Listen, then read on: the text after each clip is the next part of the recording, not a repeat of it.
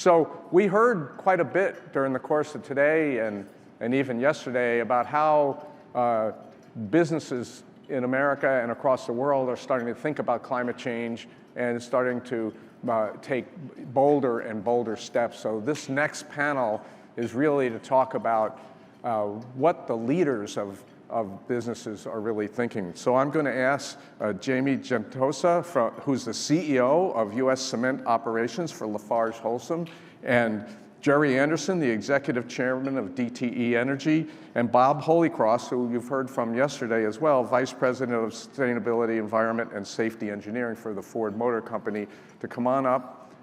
I know you can stand up and come on up and join me up here.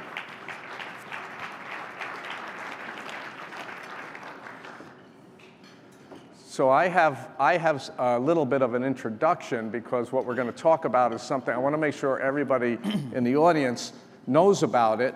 All of us on the stage here, the three companies and the Center for Climate and Energy Solution, are involved with an initiative called the CEO Climate Dialogue.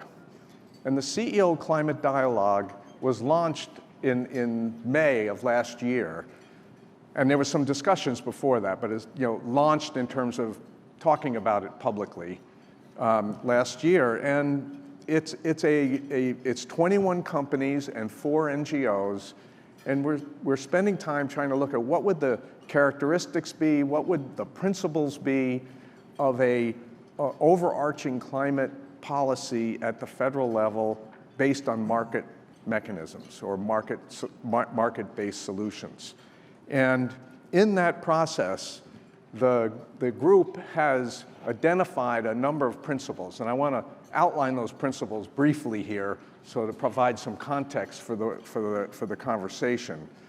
So the 5, whoops, where'd they go? Hold on. You don't have a Can't do the 5 principles from memory yet.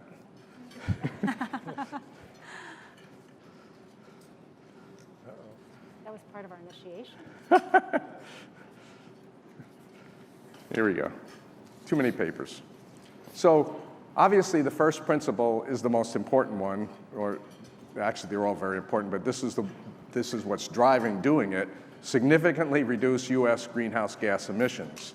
And this is not only to look at in the long term by the middle of the century, but also interim steps along the way. Be effective, that the policy enacted will actually achieve the result we're trying to do. I'm going to be quick here so we can get to the discussion. That they be market-based, that we use the power of the market to drive the investment and the innovation that is needed to solve some of the problems we have before us. Durable and responsive, so that there's some ability to respond in it, but durability is probably translated best into something that can be counted on over a longer period of time, so the investments can be made with some degree of certainty that this is the policy that's going to help drive us, that we don't have a pendulum of policy swinging back and forth. And that usually translates into something that has to be bipartisan in our current world here in the US, that it does no harm. And I think this is important because there's a lot of issues related to how you would use a market-based approach. But we need to make sure, and this came up in some of the discussions earlier, that there isn't leakage between countries or in different, if the United States is doing something, how do we deal with that? That it doesn't undermine other climate objectives. And it also safeguards against the negative impacts on both biodiversity, water, and any issues that may come up with over-impacted communities. So these are the key principles that we have. And so what I'd like to do, and this was derived from the discussions between the companies and the NGOs, what I'd like to ask each of you, and we'll just go down. Jamie, you're gonna get to go first. Excellent. You sat there. Yeah, not by choice. And really lay out in a couple of minutes, why is your company involved with this? What's motivating your interest in this kind of a process with a bunch of companies and a bunch of NGOs, and then actually talking to members of Congress about it. So Jamie, we'll go with you first. Sure. So thank you very much. Great to be here today. Besides the health and safety of our people who work for our company, as well as the people who come onto our sites, this topic is probably is the most important for us. So LafargeHolcim is the largest cement manufacturer in the world, as well as here in the United States. 1 in 5 projects in the US has our cement on it. And the cement industry produces 7 to 8% of the CO2 that's produced in the world annually. So for us, a very hot topic. And that CO2 that we produce, part of it come from combustion emissions, 40%, and 60% of it come from process emissions. So these process emissions are really a function of making cement, right? So it's the calcining process where we take limestone and we drive off a CO2 to get free lime. So those are what we call fact of life emissions that we will never be able to overcome. So for us, this is an extremely hot topic, something that we'll be working with. Cement is the second most consumed product in the world next to water. So that's why we make up 7 to 8%. And it'll continue to be a fact of life that concrete will be used as a building material because it is the best building material. And also when you look at it from the fact of embodied energy and CO2, it is the least of any of the building materials that are out there. So we as an industry need to continue to work toward reducing our CO2 footprint. And we believe that is our job, and we will continue to do it. So the CO2 Climate Dialogue gave us the opportunity to work with like-minded CEOs that felt the same as we did. Knowing that we need an economy-wide price on carbon in order to achieve what we'd like to achieve, which we feel is fully decarbonizing the cement industry. And that will only come through investment. And also the principles that we see here, we really stand behind. So in the end, it was a great fit for us. And if we're trying to get to a better world, it's what we needed to do. Thanks. Gerry. Well, thanks, Bob. And being from Detroit, I'm glad to see a crowd of this size here. So thank you for being here in our home city. So, this is kind of an on the one hand and on the other hand answer for me. So on the one hand, I remember 3 years ago, 3+ years now, just being depressed after the Clean Power Plan got shelved, and I had put a lot of personal work into that, and just felt like that was all thrown away. On the other hand, 3+ years later, our industry is in a place that I certainly never anticipated we would be, and I don't think any of the leaders in the industry did. So it looks like 2019, the electric power industry will be down over 30%. That was actually the Clean Power Plan goal for 2030. So we're essentially a decade ahead, and the industry is committed to a 50% reduction by 2030. This isn't any company, it's the industry, and 80% longer term. I never anticipated that 3 years ago. So this has begun to move, and I say to people, our industry's rolling, and it's going to keep rolling, and it's driven by a lot of things. So I feel good about that. On the other hand, the science on this topic is really clear. We need to move to a broad economy-wide solution. We need to do it fast.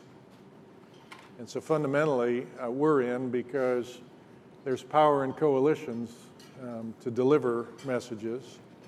And this is a really interesting coalition. This is not a coalition of cheerleader companies who really don't emit CO2, but wish the companies who do would do something about it. These are the big emitters, and certainly the electric power industry. The automotive industry, transportation is now really the lead horse in the country. Got transportation industry involved, cement, big petrochemical industry. We have several, Shell, BP. So we've got the people who have their strategic futures at stake out telling policy leaders that we need to do something about this, and it needs to be fundamental, and it needs to be now. That's a good thing. So I really liked the feel of the coalition when we were asked to join it. And then finally, I really like our NGO partners. So C2ES, obviously, but the Nature Conservancy, EDF, WRI, are all organizations who want to see this issue dealt with fundamentally and quickly, but also are committed to the science and the facts in terms of what's going to be required to make that happen. And for companies whose strategic futures are at stake, dealing with partners who understand that we've got to work this in a way that sort of comports with the reality of what it'll take to work through those challenges that's a group we like to work with. So fundamentally, it's about delivering the message we need to move economy-wide, fundamentally quickly, but it's a great coalition to be part of. Thanks. Bob. Yeah, great. Yeah, and thanks, Bob, for having us here, and thanks everybody for being here as well. I mean, certainly for transportation, as Gerry touched on, this isn't a new issue, and it certainly isn't a new issue for Ford Motor Company either, right? In terms of the journey that we've been on in terms of reducing our greenhouse gas emissions footprint around the globe, the recognition on what we need to do to get ahead of the climate crisis, given everything that's continues to happen year over year. From a corporate standpoint, we've recognized the need and have aligned around the Paris Climate Accord, have been in that position for several years. But the obviously we're not going to be able to get there on our own as a company or as a transportation industry. It is going to take all of us together, and because of the urgency, this is the perfect opportunity for us to get together, and especially with all the advances in technology across our industries that are going to enable some new solutions that we probably haven't considered as holistically in the past, certainly within transportation, but even more broadly than that.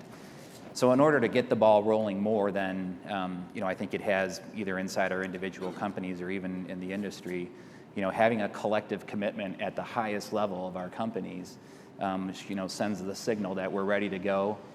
We can do it across industry, we can do it across government, party, political lines, and for a company like Ford on an international level, collectively is going to be important. So we're excited to be a part of it. We look forward to others joining, quite frankly, and the time is now. Well, it's great, and I'll touche to all of you. It's great to work with the leadership of so many businesses who are trying to work their way through all these issues. And I have a couple of specific questions for you guys, and then I'm keeping my eye on the clock so we can get some questions from the audience. But Gerry, I'll start with you on this.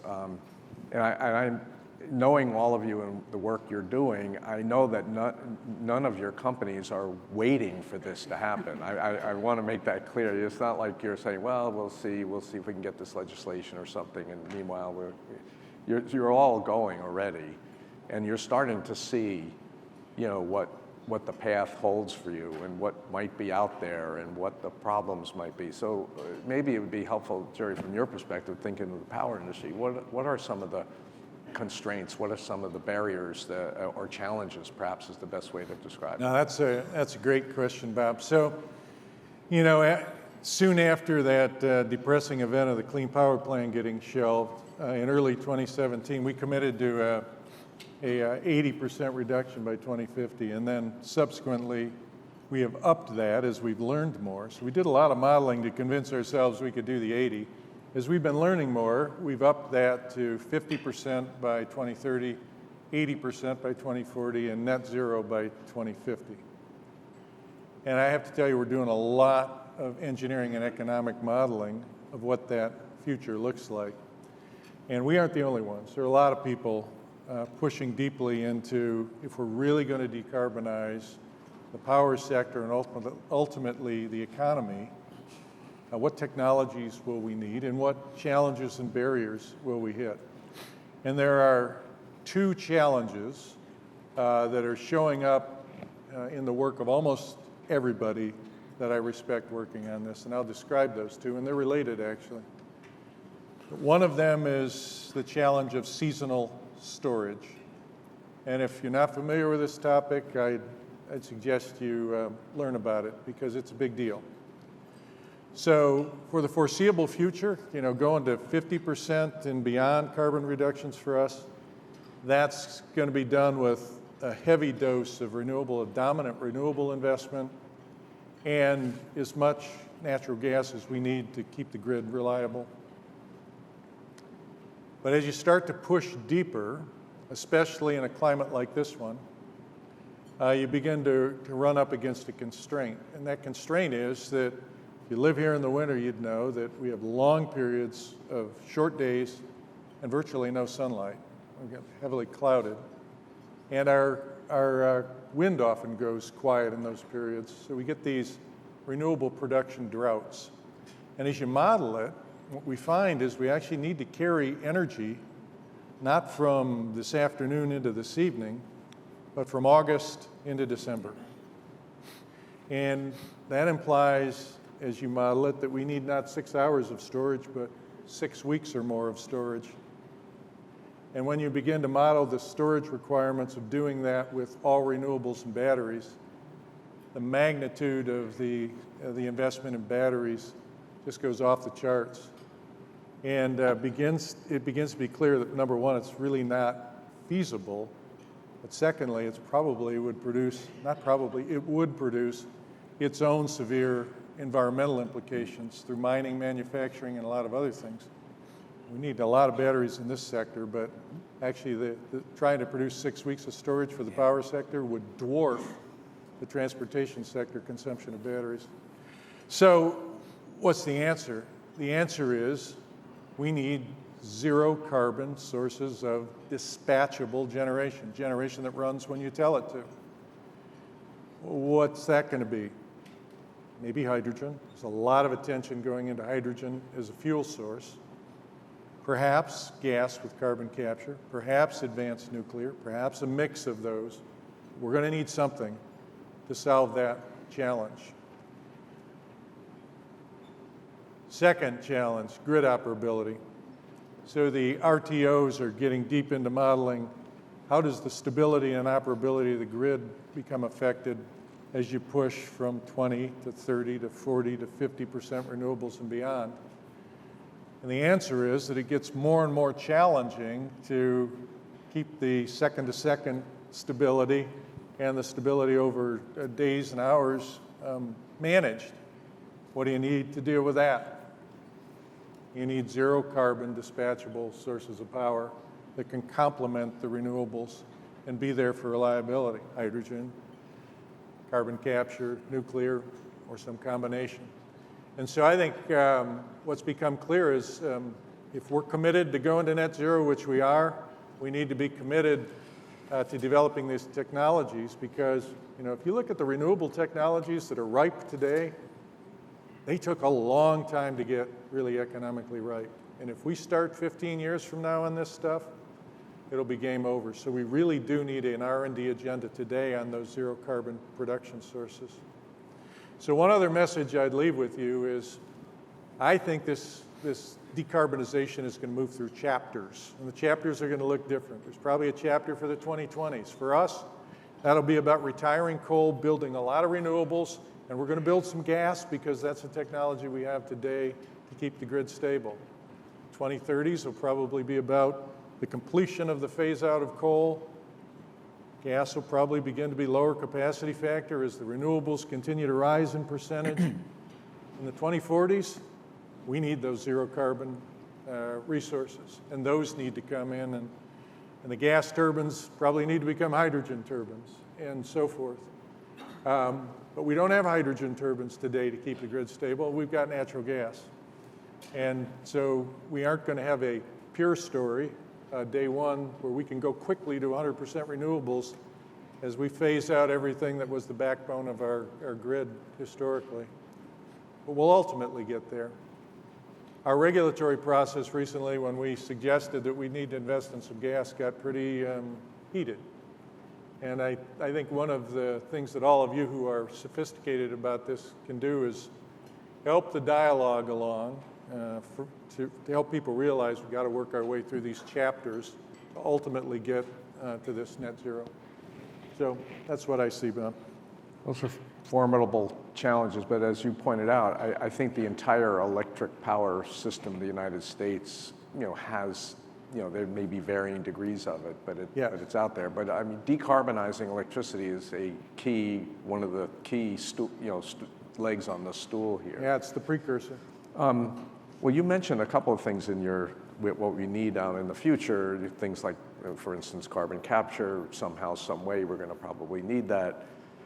And Jamie, you guys, you pointed out in your opening comments that even if you could heat the kiln with renewable or some advanced nuclear system to get the heat high enough to bake the calcium carbonate, you're still going to be offing carbon dioxide as part of the process. Right. Same thing could be said for things like fermentation and ethanol refineries and places where the actual chemistry of the industrial process creates carbon dioxide itself. So no matter what kind of clean energy you have to deal with the heat, you're still going to have the gas. And you guys, I think, are starting to look at something to try to capture that in your place here in Colorado. Yes, so recently we announced a scoping study that we're working with a company named Savante who has some carbon capture technology. We're doing a small carbon capture unit right now on our plant in Richmond, BC, where they're capturing about 5 tons of CO2 per day. Now it's great to capture that CO2, but you need to do something with it. And we got the opportunity at our plant in Florence, Colorado to work with Savante, as well as Total and Oxy, who are also very focused on reducing their carbon footprint on this project. So our plant there produces about 1.8 million tons of cement. And the easy math, you can say every ton of cement produces a ton of CO2. So this will have there a large-scale carbon capture unit where we expect to collect over 1 million tons of CO2 annually, and it will be used for EOR. So the plant actually happens to be within about 20 miles of a pipeline for CO2 that is currently being piped from Utah down into Colorado for the use of enhanced oil recovery. So great opportunity for us to work alongside these two partners because we actually, we're going to capture the carbon and then we have a use for it. And then who knows for future, that pipeline can go back the opposite direction, right back into those CO2 mines. So. Yeah. So if Bob is successful, the demand for that enhanced oil recovery will decline over time. But you're right. It's a source of revenue now, and oil that comes out of the ground from that is less carbon intensive than if it wasn't. Exactly. And using old oil wells as opposed to drilling new ones all has these other benefits in the near term. But in the long term, Bob, so let's explore a little bit further. You guys have, Ford has looked at science-based targets for the company. Obviously, like many industries, the Scope 3 or the use of your products is one of the largest sources. It is in the United States now. Transportation writ large, which is more than just automobiles, is the largest source of greenhouse gases now since the stuff that Gerry's been doing. So, what do you guys see more specifically on your horizon here to meet those science-based targets? As we go forward in the next 30 years. Yeah, it's like it is like you said, Bob. Right, you have to kind of look at the full kind of circular aspect of it. And I mean, for us, obviously, the journey we've been on is first you got to get the products, down to low levels and ultimately zero emissions vehicles or what have you. And the advancements in technology that have taken place are enabling that more and more. With battery technology, both in terms of how batteries are packaged and the range that we can get. In addition to the cost, as that starts to come down, what we're going to be able to do and see more and more as we get higher levels of the penetration of electric vehicles into the mix, is that we're going to be able to provide the same functionality that customers expect in addition to near zero and zero emissions. And for us, that's what we're most excited about over the next few years with the investment we've made most recently in our products like the Mustang Mach-E all-electric vehicle that we're launching later this year. We've announced the F-150 battery electric, and then just the other day, we made clear our plans on our transit commercial van franchise. So when you look at for a company like Ford, where you look at these segments for us, that is, where we have leadership and where there's the greatest scale, that's where we're going to continue to get the most benefit. And that still is a big piece of it. So we're going to continue to focus on that aspect. But in addition, as these vehicles, to your point, Bob, are out on the road, the larger sources in terms of how they're operated and how they're used. And that is going to depend upon how the vehicles are powered, with more renewable energy coming into the grid. And that's going to be why the importance of these partnerships are so important right now, as we continue to look at it on a life cycle basis. When you look at a company like ours, we've done so much also on the manufacturing side of our operations in addition to the vehicles. And so by 2035, we've committed that 100% of the power that goes into our manufacturing facilities is going to be renewable. We've partnered with DT on wind power that's powering our plants even locally. Our Dearborn assembly plant and our Wayne assembly plant down the road are going to be completely powered by renewable energy over the next couple of years. So that's still an important piece of this as well. And then ultimately for use and in operation, we do look at a broader transportation operating system and say, what are the other opportunities beyond that when it comes to more efficient transportation planning in terms of how fleets operate, and also some of the technology we have now on connectivity and how we can utilize that to get more efficient operation in the transportation system. So all these things coupled together are going to be required. And then ultimately what happens when the vehicles reach their end of their life, and potential reuse applications for batteries, whether it's using them in stationary applications or proper disposal and other types of things. So it's going to take a combination of these things, and I think with a lot of the new technologies I mentioned, that's going to enable us to get there quicker than we probably anticipated 3-5 years ago. Yeah. So I want to make sure we leave some time for some audience stuff, but I'm going to ask you to do a couple of quickies here right down the line.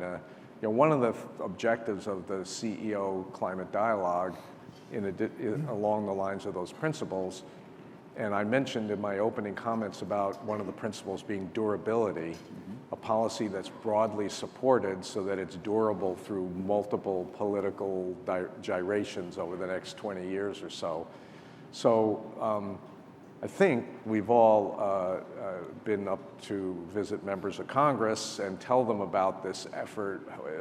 Just quick snapshots on what's your sense of the response to Congress when you guys go and talk to them? Well, last November, we got the opportunity to meet with a bipartisan group of senators, and that to me was pretty exciting to see both sides of the table there, ready to talk and willing to move forward with something. So to me, being a part of that and seeing both parties at the table, I think, because we need that to happen, right, in order for this to move forward and to be sustainable and durable through time. So. I was up on the Hill this week, the last couple of days, and I can just say that the discussion 2 years ago is really different from the discussion from members yesterday. Everybody is moving, and they're moving in the right direction. Now, they aren't all in the same place, but they're in motion, just like the technologies are in motion, the industries are in motion, which is it.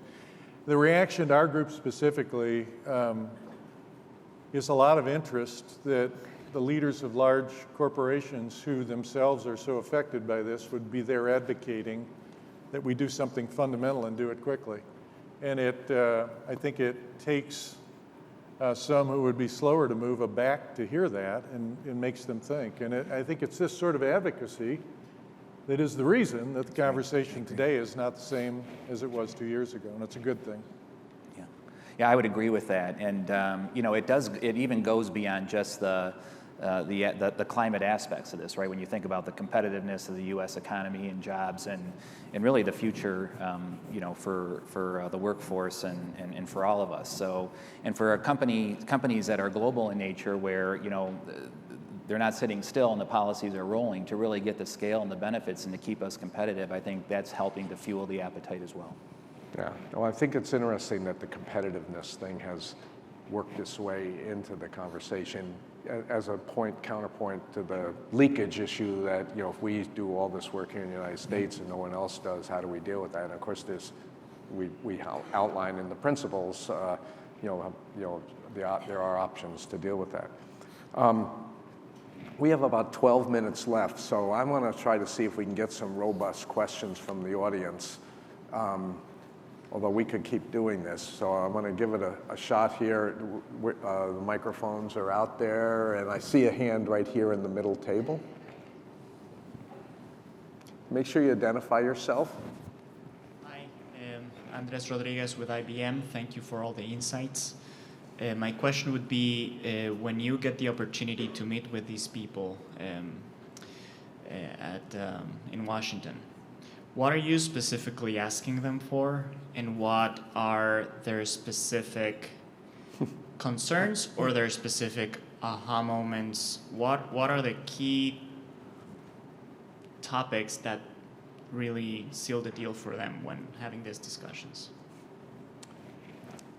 Well, maybe I'll start on that. So I would say that what you're specifically asking and hearing varies a lot by who you're meeting with.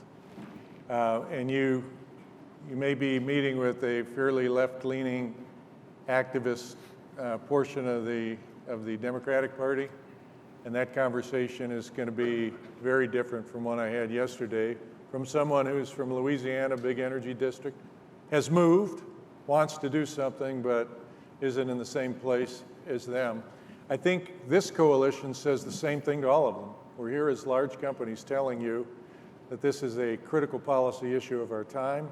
It's time for this country to make the decision that we're going to handle this and move. And we have some principles. We're not here to tell you precisely how to do it. Do it according to these principles. Now, when I go as a power company, it tends to be a different conversation. Then I'm in the discussion about our industry. And generally that discussion is, we're moving faster than you understand, and we have the tools to do this and keep our economy competitive. So we're ready to go, and we are going, and we're supportive of policy that would shape that durably over time. Anybody want to add? Yeah, one of the topics that we're there speaking with them about is we are an energy-intensive, trade-exposed industry. There are 2.8 billion tons of cement produced around the world, and there's 100 million tons consumed here. So we are very exposed to imports. So very concerned about that. And then, as we mentioned before, we are extremely energy intensive.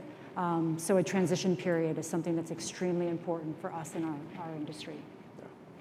You want to add anything, Bob? Yeah, I'd actually come back to as well also just the durability of the policy. So when we're meeting and we're trying to talk about what are some of the ways to help us get there, we bring forth a lot of the data and the information that makes clear how capital intensive the investments are that we have to make in getting to the goals that we all share, right? And that helps to reinforce the rationale for why we have to have policy that can sustain, political cycles and what have you, so that we can, be confident in the decisions we're making for the investments that we have to make.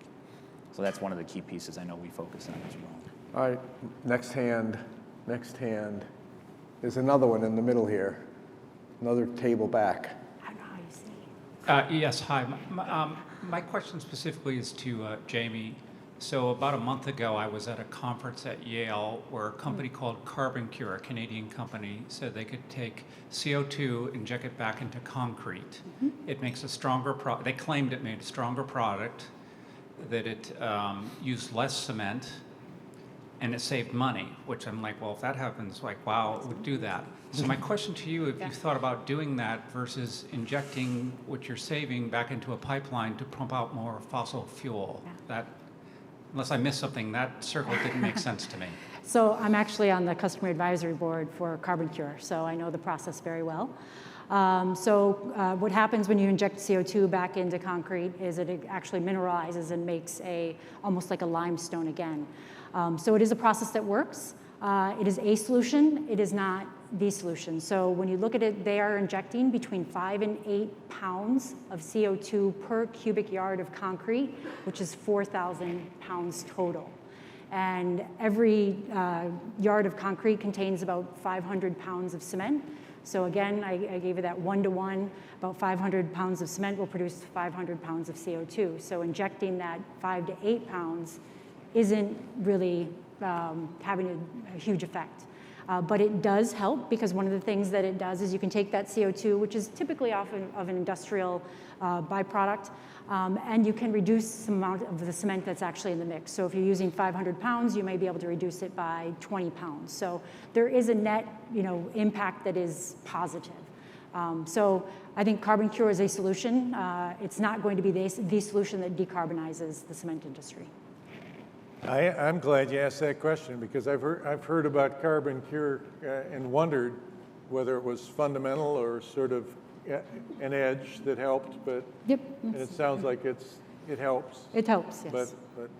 But It's need not more. going to fully decarbonize our industry. Yeah, I might ask for another question related to this because I asked Gerry early on about the challenges, but my understanding, Jamie, is some of the challenges for converting to that kind of a product was going to bump up quickly to local and state building codes that specify a particular kind of concrete be used for very good reasons of years of experience on strength of concrete and how many rebars you need to go along with it and everything else. That kind of product needs to go through some testing to, even though it may in fact, as the questioner said, be stronger, but it still won't beat the specifications in the existing building codes. Am I mistaken there? It can be used in any concrete. It could be used, in the end, it provides, there's testing that needs to happen.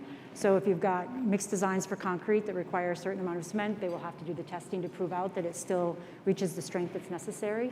But there are also many other solutions. So there's supplementary cementitious materials. There's fly ash that's actually produced out of coal combustion that we take from the power industry that can actually replace cement in concrete.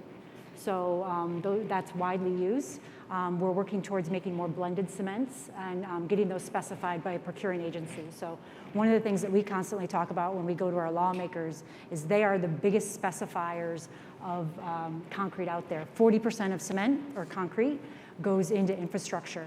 So if our DOTs and our states will specify the use of low carbon concrete, then all of our customers will use it. So it's a big push for us to push the states to procure better when they understand it more.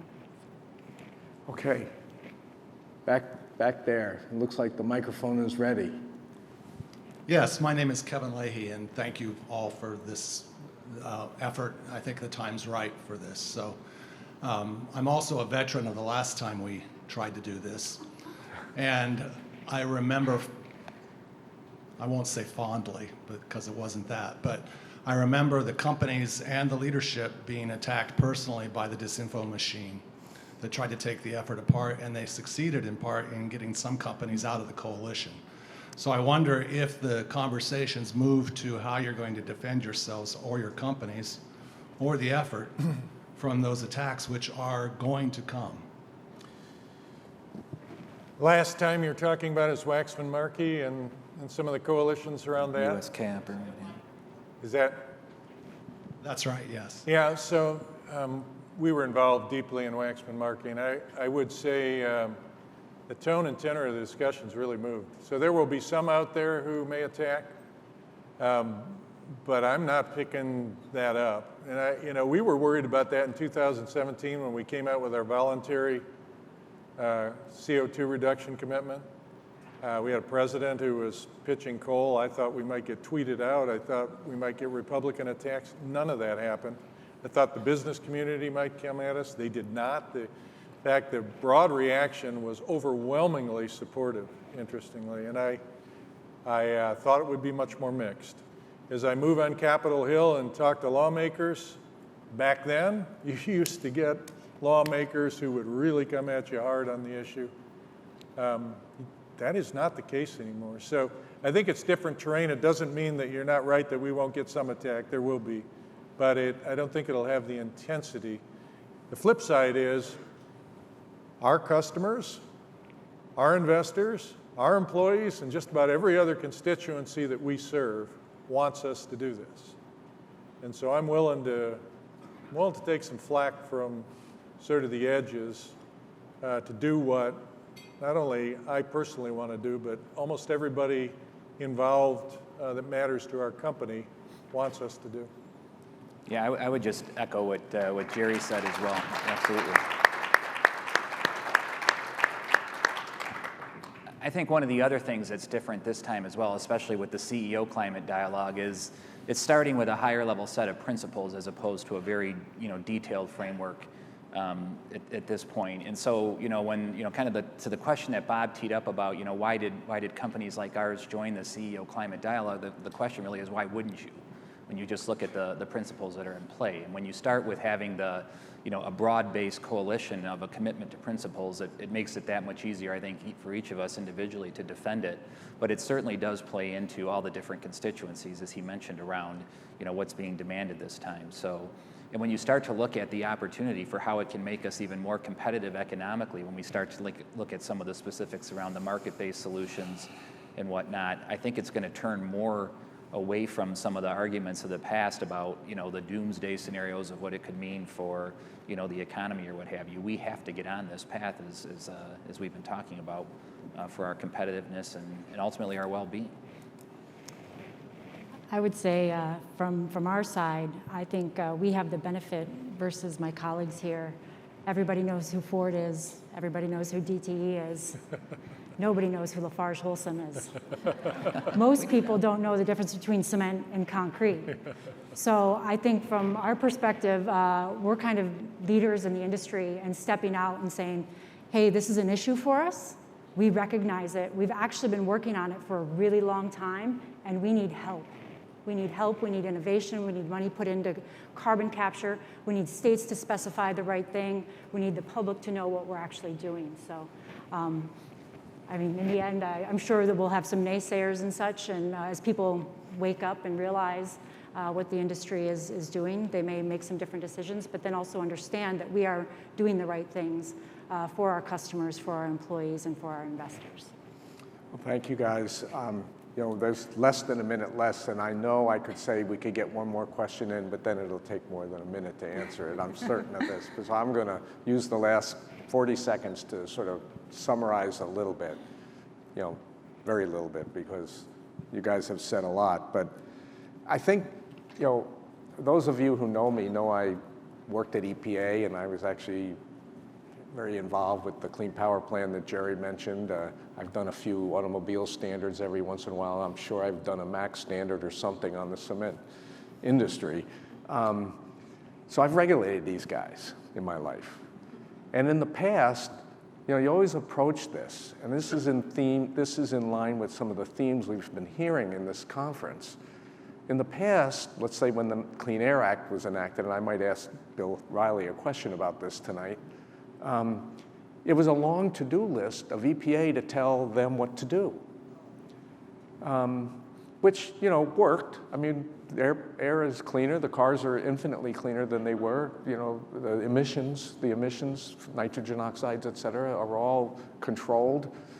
But what you have now is companies saying they want to be someplace, and now they're asking the government to enact policies to help them do it, which is sort of a flip on the way it sort of seemed to work in the 90s and maybe a little bit into the aughts.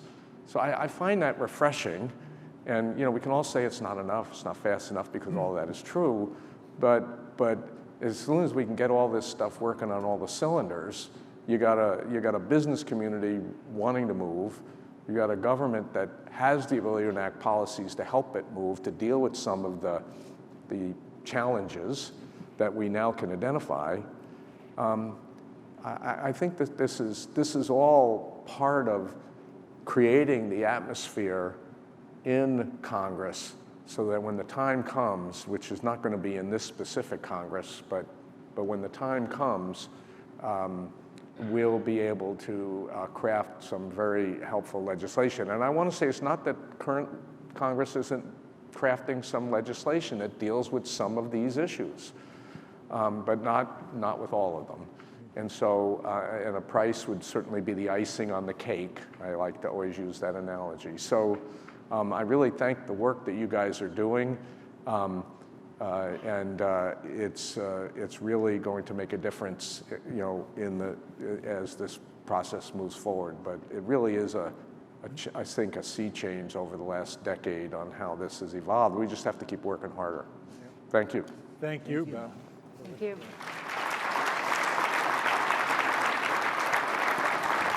We may leave.